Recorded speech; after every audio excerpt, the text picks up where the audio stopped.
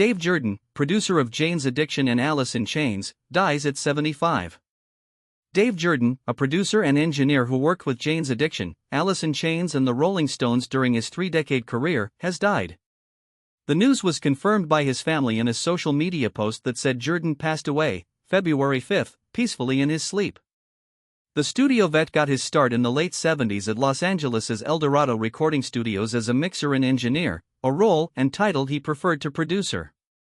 His earliest days were marked by work with Red Hot Chili Peppers, the Rolling Stones, Talking Heads, and Frank Zappa. Alternative music grew by the late 80s, so did Jerden's career, starting with his work with Jane's Addiction on their first two albums. He stayed busy throughout the 90s, producing and engineering albums by several punk, hard rock, and metal bands.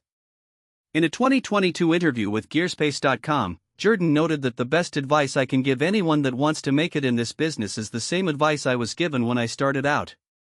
First and foremost, always do your best. Never depend on anyone else. Never assume anything.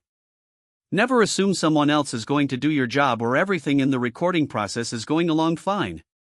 Jerden's first credit came in 1980 as an engineer on Talking Heads' classic Remain in Light album. He also worked on David Byrne and Brian Eno's 1981 LP My Life in the Bush of Ghosts, beginning work on that project in 1979. Over the next half-decade, he worked in a similar role on records by Zappa, The Red and the Black, Herbie Hancock, Future Shock, The Rolling Stones, Dirty Work, and the debut solo record from Mick Jagger, She's the Boss.